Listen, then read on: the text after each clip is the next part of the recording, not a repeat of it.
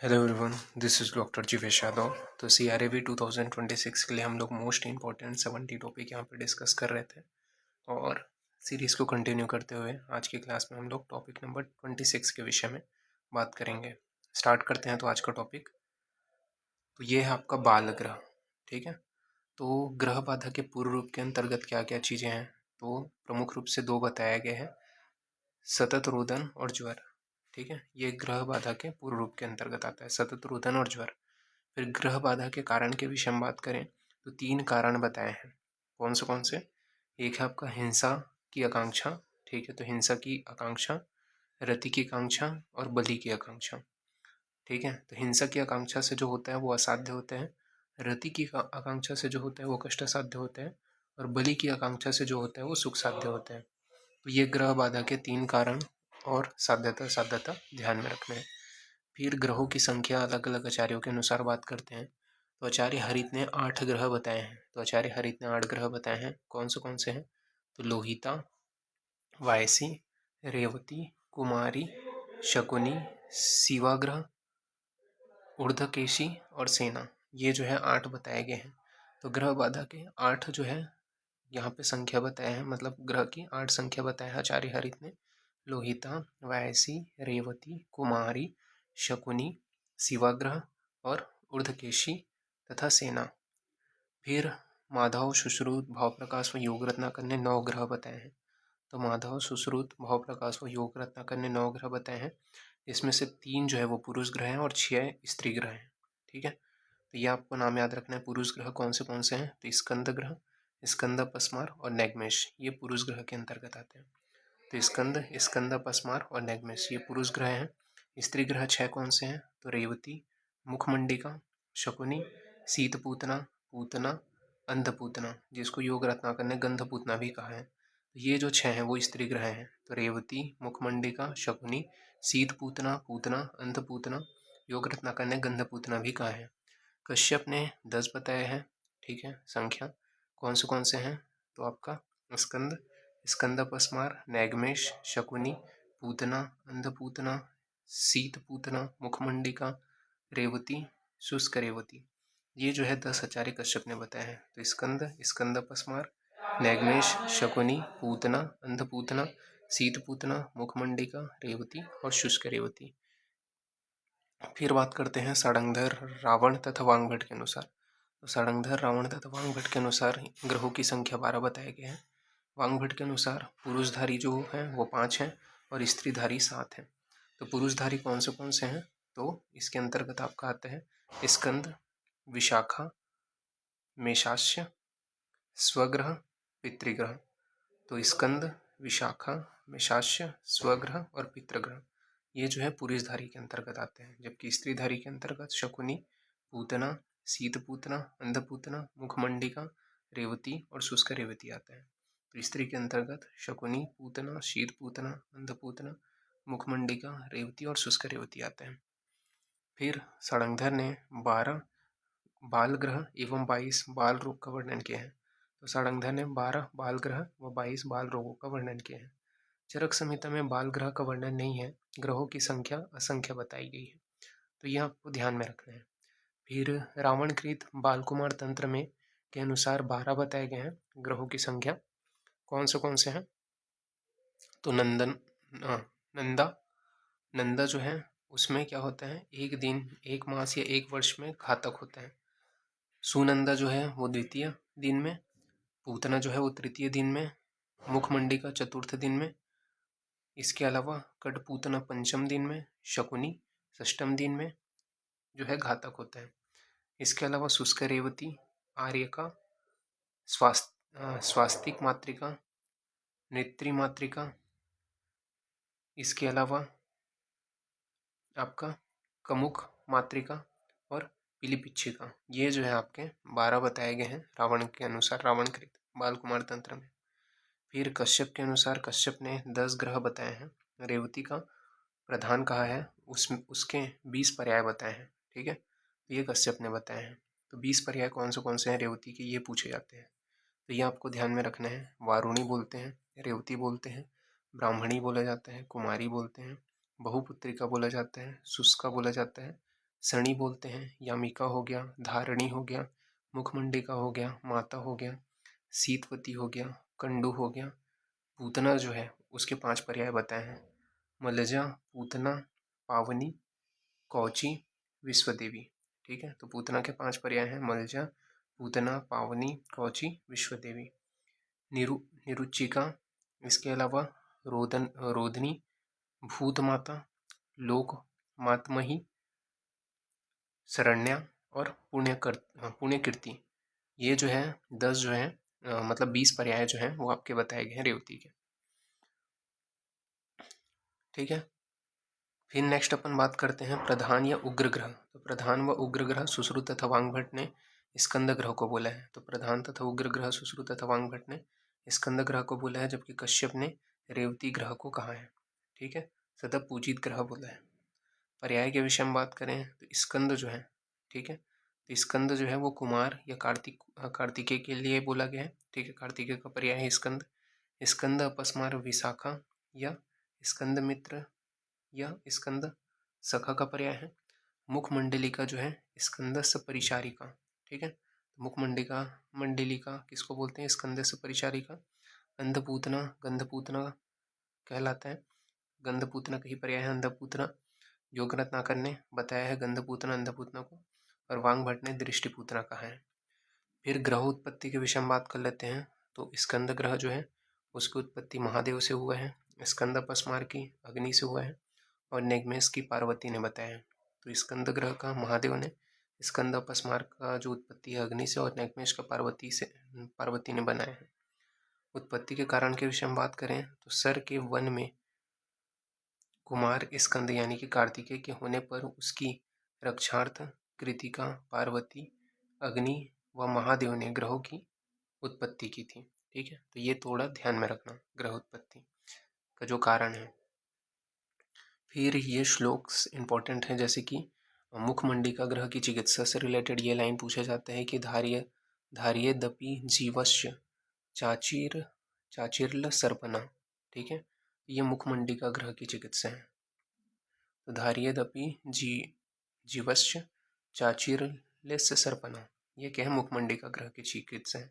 अंधपूतना ग्रह की चिकित्सा क्या है, तो तिक्त ध्रुम पत्रक्वाथ से अवसेचन करना। तो तिक्त ध्रुम पत्रक्वाथ से अवसेचन करना, ये अंधपूतना ग्रह की चिकित्सा है। ग्रह बाधा की चिकित्सा क्या है, तो पूती करंजादि तोय से रात्रि स्नान करना। तो पूती करंजादि तोय से रात्रि स्नान करना, ये ग्रह बाधा की चिकित्सा है। फिर पुरुष शरीरधारी जो हैं वो कितने हैं, 5 हैं। कौन सा, स्कंद, विशाखा, नैगमेश, स्वग्रह और पितृग्रह। ठीक है, ये क्या है, पुरुष शरीरधारी है। जबकि स्त्री शरीरधारी 7 बताए गए हैं, शकुनी, पूतना, शीत पूतना, अंधपूतना, मुखमंडिका, शुष्क रेवती और रेवती। ठीक है, तो ये थोड़ा ध्यान में रखना। और नेक्स्ट अपन आगे बढ़ते हैं अब लक्षण के विषय में, जो जो लक्षण से क्वेश्चन पूछे जाते हैं। जैसे कि स्कंद ग्रह का जो लक्षण है वांगभट्ट ने क्या बताया है, तो स्कंद ग्रह से जो पीड़ित शिशु है वो क्या है, एक नयन स्त्रावी, एक नयन से स्त्राव होगा, सिरो विक्षेप करेगा, मुहुर उद्व अग्नि, मुख वक्राकार हो जाएगा, स्तन से द्वेष करेगा, बद्ध मुष्टि सकृत, तो बद्ध मुष्टि सकृति आपको देखने को मिलेगा। ऊर्ध्व निरीक्षित है, ऊर्ध्व निरीक्षित करेगा आंखों को।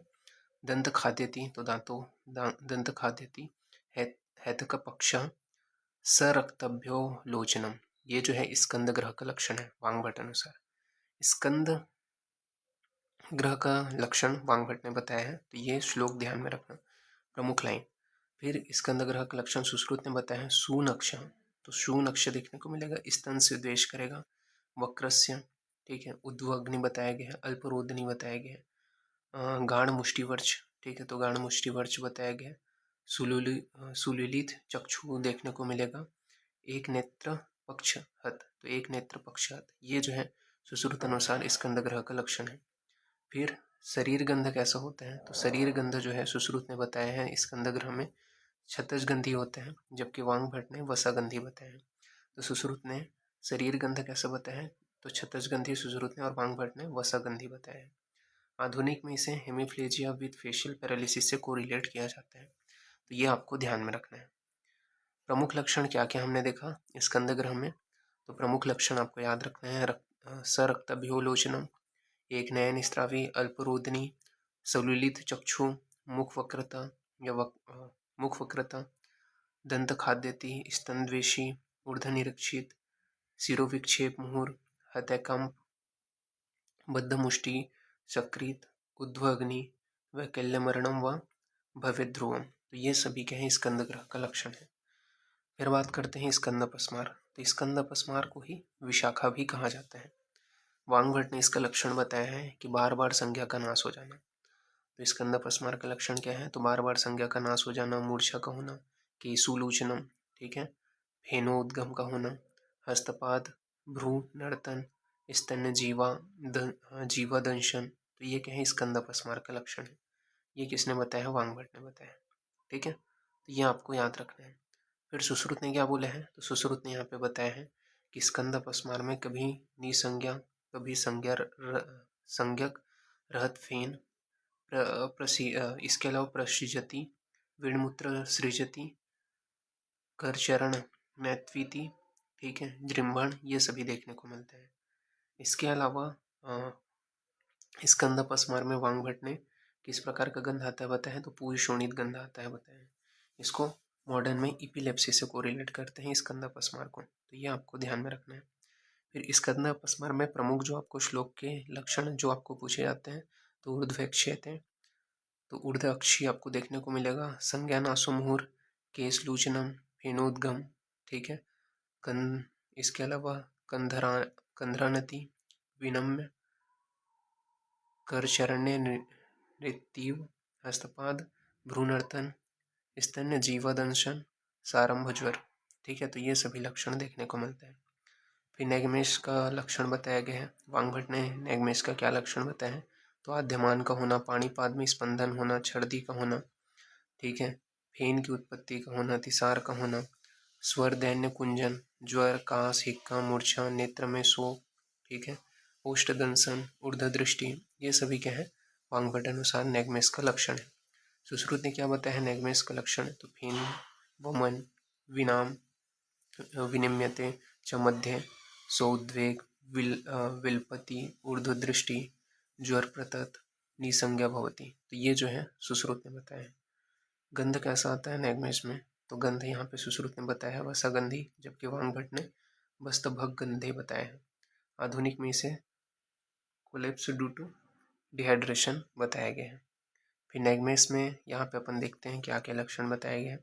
तो नैगमेश में ऊर्ध्व निरीक्षित हसन, ठीक है, तो ऊर्ध्व निरीक्षित हसन, ऊर्ध्व मिक्षणमान, सोद्वेग विलपति, ज्वर प्रतत ज्वर आएगा, निसंज्ञा भवति, विनिम्यते च मध्य, मध्य भाग जो है वो आगे की ओर झुक जाएगा, एक नेत्र शोक, एक नेत्र में शोक होगा, ओष्ठ दंसन, स्वर दैन्य कुंजन, पाणीपाद में स्पंदन होना, आद्यमान छर्दी, फेनवर्ती, हिक्का, कास का उत्पत्ति होना, अतिसार, तृष्णा तथा विवर्णता, ये सभी उत्पन्न होते हैं।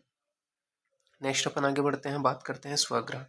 तो स्वग्रह का क्या लक्षण बताया गया है? तो आचार्य जो सुश्रुत है, वांगभट है, उन्होंने यहाँ पे लक्षण बताया है स्वग्रह का कि कंपन्न होते हैं, हशित रोमत्व, स्वेद का होना, धावन अंत, कंठ में कुंजन का होना, बहिरायाम का होना, जीवदंशन का होना, क्रोश का होना, ये स्वग्रह का लक्षण है।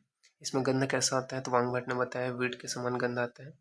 मॉडर्न में इसे टिटेनस, हाइड्रोफोबिया से कोरिलेट करते हैं, ठीक है।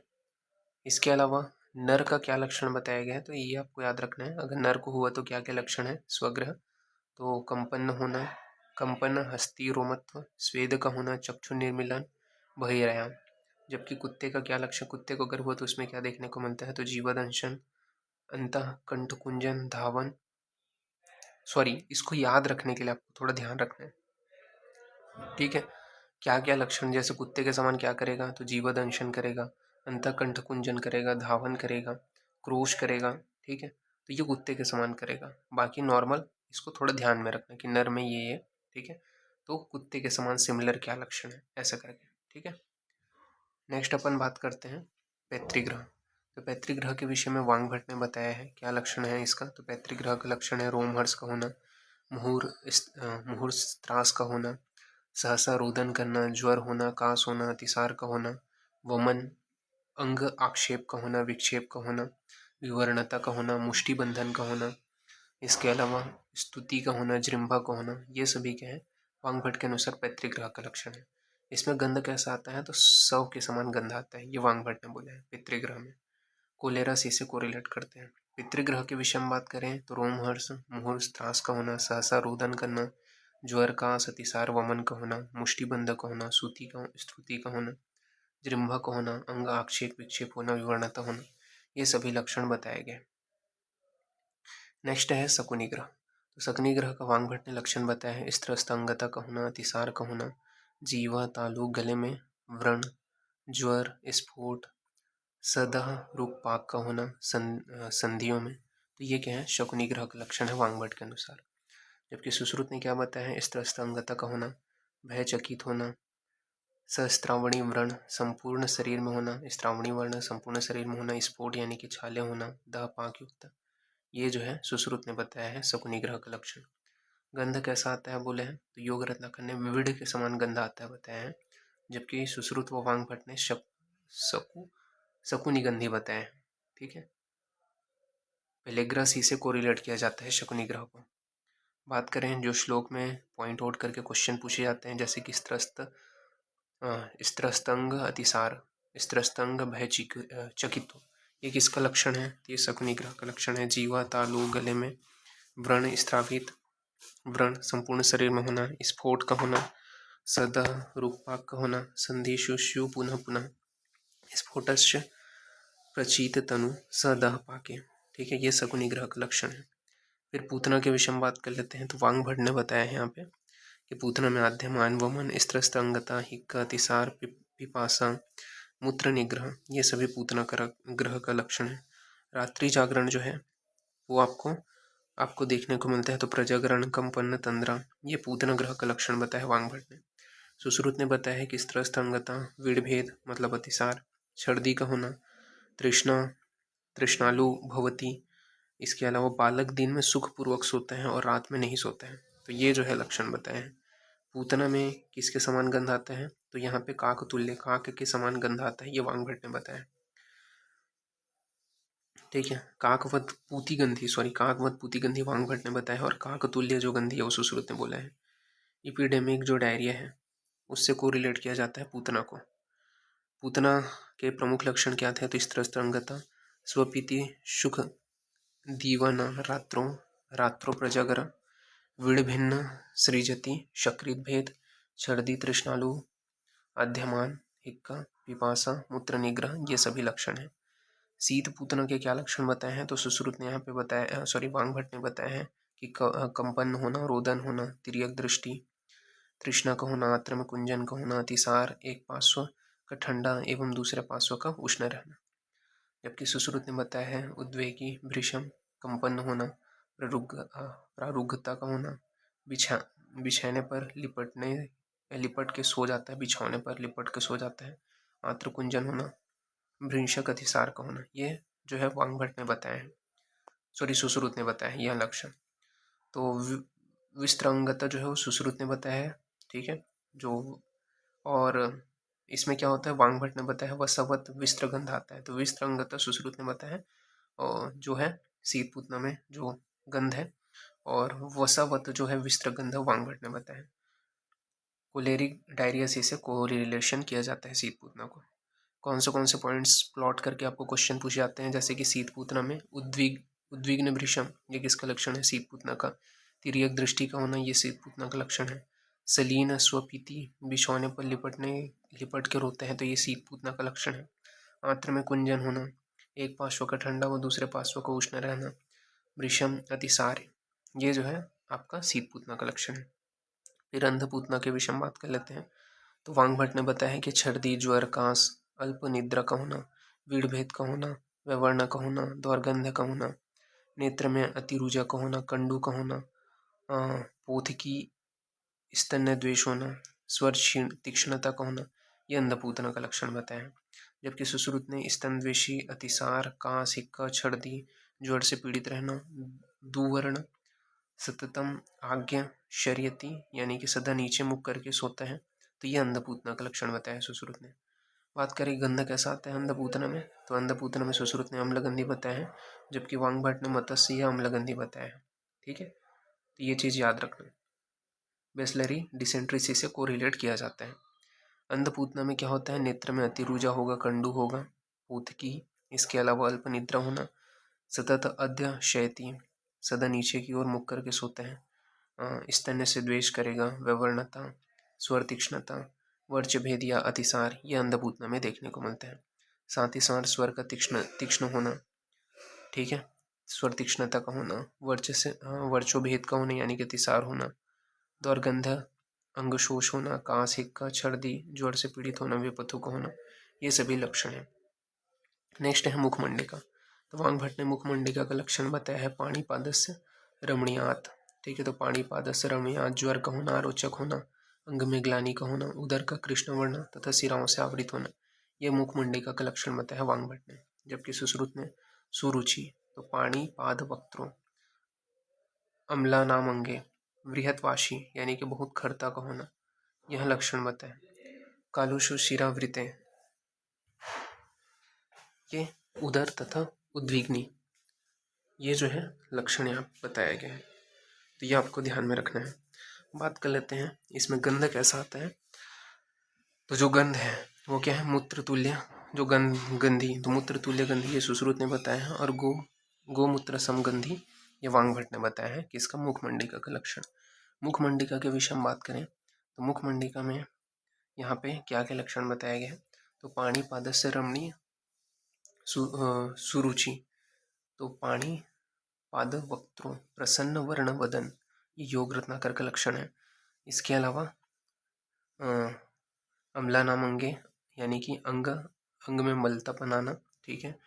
इसके अलावा बृहितवाशी होना, कुलुष शिरा से आवृत होना यानी कि उदर का कृष्ण वर्ण की शिराओं से भर जाना, ये सभी लक्षण मुखमंडिका में देखने को मिलते हैं। नेक्स्ट अपन बात करते हैं रेवती। तो रेवती का क्या लक्षण बताया है, तो वांग भट्ट ने बताया है कि शरीर का श्याव नीलत्व होना, श्याव या नील वर्ण का होना, ज्वर, कर्णनासा, अक्षी मर्दन होना, कास, हिक्का, अक्षी विक्षेप होना, पुरुष हरितम द्रव, यह लक्षण आपको देखने को मिलते हैं रेवती में वांग भट्ट अनुसार। जबकि सुश्रुत ने क्या बताया है कि मुख का लाल होना, हरित होना, इसके अलावा मल अति पांडुदेह, श्याव होना, कर्णनासा, मृद्धति यानी कि मलता का होना, कर्णनासा में मलता का होना, यह जो है लक्षण है। इसके अलावा बात करें क्या गंध होता है, तो वस्त गंध होता है, ये वांग भट्ट ने बताया है रेवती में। जबकि योग रत्नाकर ने पक गंधी बताया है, ठीक है। परनीशियस एनीमियासी से कोरिलेट किया जाता है। रेवती के विषय में बात करें तो रेवती में शरीर श्वास नीलत्व वर्ण अति पांडु देह, तो शरीर श्वास नीलत्व वर्ण अति पांडु देह होता है, ज्वर होता है, शोष होता है, मुखपाक होता है, कास, हिक्का, अक्षि विक्षेप होते हैं, कर्णनासा, अक्षि में मर्दन, ठीक है, यह लक्षण बताया है। तो कर्णनासा, अक्षि मर्दन, कुकुणक, कुकणक, ये अष्टांग हृदय मतलब सॉरी कर्णनासा, अक्षि मर्दन, ये रेवती का लक्षण बताया है सुश्रुत ने। जबकि अष्टांग संग्रह ने कर्णनासा, अक्षि मर्दन, कुकणक का लक्षण बताया है। सुश्रुत ने और क्या बताया है, तो कर्णनासम, मृद्वती, और यहाँ पे पुरुष हरित द्रव्य, तो पुरुष हरित द्रव्य, वेदना अर्थ भयंकर पीड़ा होगी, तो वेदना अर्थ भयंकर पीड़ा का होना, ये रेवती का लक्षण है। फिर बात करते हैं शुष्क रेवती। तो यहाँ पे आचार्य वांग भट्ट ने लक्षण बताया शुष्क रेवती का कि क्रमात् सर्वांग संचया, तो क्रमात् सर्वांग संचया, केस का पातन होना, नानाविध वर्ण का मल का त्याग करना, अन्य विद्वेष का होना, स्वर दैन्य होना, विवर्णता का होना, उदर ग्रंथि का होना, दीर्घकाल अनुवर्तन का होना, जीवा निम्नात मध्य स्वतालु स्वायत्त तालु, ठीक है। तो ये जो है रेवती ग्रह का लक्षण है। वांग भट्ट ने इसे मृग गंधत्व बताया है, ठीक है। इसमें क्या होता है, तो वांग भट्ट ने वही है गंध कैसा आता है, तो मृग के समान गंध आता है बताया, मृग। रेवती में प्रमुख क्या क्या क्वेश्चन पूछा जाता है, तो पूछा जाता है क्रमतः सर्वांग संचया, ठीक है, केशपातन, अन्न विद्वेष, स्वर दैन्यता, विवर्णता, उदर पर वृत्त ग्रंथि का होना, गृध्र गंधत्व, दीर्घकाल अनुवर्तन, जीवित निम्नता, मध्य स्वायतालु, नानाविध वर्ण कमल का त्याग करना, ये सभी जो है शुष्क रेवती का लक्षण है। फिर ज्वर रहित ग्रह कौन से हैं? तो ज्वर रहित ग्रह आपके स्कंद ग्रह, स्वग्रह, पूतना ग्रह, शीत पूतना, शुष्क रेवती है। उष्ण ऊर्ध्व दृष्टि किसमें होते हैं? तो स्कंद, स्कंद पस्मार, नैगमेष ग्रह में। तिर्यक दृष्टि शीत पूतना में होता है। फिर स्तन द्वेषी के विषय में बताया है कि स्कंद ग्रह, स्तन द्वेषी किसका लक्षण है? तो स्कंद ग्रह अंधपूतना का लक्षण है, और स्तन द्वेषी जो है, सॉरी, अन्न द्वेषी जो है वो शुष्क रेवती का लक्षण है। फेन वमन जो है वो स्कंद पस्मार नैगमेष ग्रह का लक्षण है। तो फेन वमन स्कंद पस्मार व नैगमेष ग्रह का लक्षण है। छर्दी जो है वो पितृपूतना, पितृग्रह, पूतना, अंधपूतना का लक्षण है। स्तन जो है, स्तन जीवा दंशन जो है स्कंद पस्मार का लक्षण है। तो स्कंद जीवा दर्शन स्कंद पस्मार का लक्षण है। जीवा दंश जो है वो स्वग्रह का लक्षण है। ओष्ठ दंशन जो है नैगमेष ग्रह का लक्षण है। अतिसार जो है वो नैगमेष, पैतृग्रह, शकुनी, पूतना, शीत पूतना, अंधपूतना का लक्षण है। तो अतिसार नैगमेष, पैतृग्रह, शकुनी, पूतना, शीत पूतना व अंधपूतना का लक्षण है। पूतना जो है दिन में सुखपूर्वक सोता है किंतु रात में नहीं। तो पूतना में क्या होता है? दिन में जो बालक है वो सुखपूर्वक सोता है किंतु रात में नहीं। शीत पूतना में क्या है? बिछौने से लिपट कर सलीन होकर सोता है। अंधपूतना में क्या है? सतत अधशर्यता यानी कि नीचे मुख करके सोता है, अल्प निद्रा होगा। साध्यता, असाध्यता के विषय में बात करें तो कौन से लक्षण वाला क्या क्या बताया गया है साध्यता असाध्यता में? स्तब्धंग, स्तन द्वेषी और मुहुर मुहुर मूर्छा वाला जो है मारक लक्षण वाला होते हैं। जबकि स्कंद ग्रह के आक्रमण से विकलता एवं मृत्यु निश्चित है। ठीक है, तो स्कंद ग्रह के आक्रमण से विकलता, वैकल्यम, मरणम व भवित ध्रुवम बताया गया। शेष ग्रहों में संपूर्ण लक्षण होना असाध्यत्व है। ठीक है। फिर ग्रह बाधा नाशक चिकित्सक योग कौन से हैं? तो मुख चिकित्सा में परिसेचन करना है। योग में सिद्धार्थक गृहीत हो गया, सिद्धार्थक आदि अगध हो गया, भूतार आदि गृहीत हो गया, महाभूतराव गृहीत हो गया। इनका प्रयोग करना है, ये वांगभट ने बोला है। सभी ग्रहों में पिशाच को छोड़कर प्रतिकूल वर्तन व प्रतिकूल वर्तन व न करें। मयूरी महाविद्या का प्रयोग यहाँ पे बताया वांगभट ने। उन्होंने बोला है कि महाविद्या च मयूरी सुचितम तम श्रव्येत सदा, यानी कि बौद्ध धर्म के उपदेश को सुनाए, ये वांगभट ने बोला है। फिर स्नान विशेष में बताया है कि स्कंद में कि वातघ्न द्रव्यों से चौस्तपरम त्रिरात्र स्नान, त्रिरात्र में स्नान, गायत्री मंत्र सिद्ध जल का हवन में प्रयोग करें। स्कंद पस्मार में पूर्ववत चौराहे पर स्नान करना है। तो स्कंद पस्मार में पूर्ववत चौराहे पर स्नान करना है। शकुनी में वेतस, आम्र, कपित्थ, क्वाथ से बगीचे में स्नान करना है। रेवती में दो नदियों के संगम पे स्नान करने के लिए बोले हैं। शीत पूतना में जलाशय के किनारे में स्नान करना व मूंग से बने भक्ष्य से नदी में बलि, तो मूंग से बने भक्ष्यों से नदी में बलि देने के लिए बोला है शीत पूतना में। मुखमंडिका में गौशाला में स्नान के लिए करने के लिए बोले हैं। नैगमेश में बरगद के वृक्ष के नीचे स्नान करने के लिए बोले हैं। फिर बोला है भद्र मुस्तादिक्वात, तो भद्र मुस्तादिक्वात का जो है ज्वर में प्रयोग करते हैं, योग रत्न करने बोले हैं। और मुस्तादिक्वात का तीसरा प्रयोग करते हैं, ये वैसज्य रत्नावली ने बोला है। इसी प्रकार हरिद्रादिक्वात का प्रयोग जो है शिरोज्वर अतिसारघ्न बताया है, ये चक्रदत्त ने बोला है, तो ये आपको याद रखना है। फिर बताया है रंजन्यादि चूर्ण, तो रंजन्यादि चूर्ण के विषय में अष्टांग हृदय ने बोला है बाला नाम सर्वरोगेशु पूजितम वर्णप्रदम। चक्रदत्त ने बोला है ज्वर अतिसार पांडुग्न बाला नाम सर्व रोगजितम। तो ये रंजन आदि जो चूर्ण है उसके लिए चक्रदत्त और अष्टांग हृदय का कथन याद रखना। इलादी चूर्ण के विषय में बात करें तो ज्वर, कार्श, कास, अतिसार हेतु प्रयोग करते हैं इलादी चूर्ण का। फिर बाल योग और रोगाधिकार मात्रा और प्रमुख घटक के विषय में बात कर लेते हैं। जैसे कि बाल चतुर्भद्र चूर्ण का रोगाधिकार क्या है? तो कास, ज्वर, छर्दी व अतिसार में प्रयोग करते हैं। मात्रा 2 से 8 रहती है। प्रमुख घटक पिपली, अतिविषम, नागरमोथा और कर्कट श्रृंगी। ये क्या है? बालभद्र चूर्ण का घटक है। इसी प्रकार बाल अर्क रस का जो रसतरंगणी ने बताया, तो बाल अर्क रस का रसतरंगणी बताया है बाल रोगों में 1 रति की मात्रा में प्रयोग करते हैं। घटक कौन से हैं? तो खरपर, प्रवाल, हिंगूल, करचू, श्रृंग, भस्म, केसर। फिर कुमार कल्याणक रस, तो इसका रोग अधिकार है बाल रोग। मात्रा 1/4 से लेकर के आधा रति बताया गया है। घटक है रस, सिंदूर, स्वर्ण, अभ्रक, लौह, माक्षिक, मुक्ता भस्म। नेक्स्ट है दंत भेदक भेदांतक रस। तो दंत भेदांतक रस के प्रयोग ज्वर, आक्षेप एवं अतिसार में करते हैं। मात्रा 1 पल्ल से 3 रति बताया गया है। प्रमुख घटक है स्वर्ण, स्वर्णमाक्षिक, शंखभस्म, अभ्रक, लौह। ठीक है, तो ये आपको याद रखना है। फिर बात करते हैं बालवटी। तो बालवटी का जो रोगाधिकार है वो अतिसार, काश, छर्दी है। 1 रति की मात्रा में प्रयोग करते हैं। कंटेंट क्या है, तो कच्छप भस्म, जवार मोहरा और पिष्टी। फिर है बाल पंचभद्र रस। तो बाल पंचभद्र रस का रोगाधिकार क्या है, तो पांडु और शोष। इसका प्रयोग मात्रा 2 से 4 रति बताया गया है। इसका कंटेंट है रस, सिंदूर या शतभस्म। नेक्स्ट है आपका बाल युगांतक रस। तो बाल रोग में प्रयोग करते हैं 1 रति की मात्रा में। तो बाल रोगांतक रस का कंटेंट है कज्जली, स्वर्णमाक्षी। अरविंदासो बाल रोग में प्रयोग करते हैं 3 से 12 ml मात्रा। मृतिका।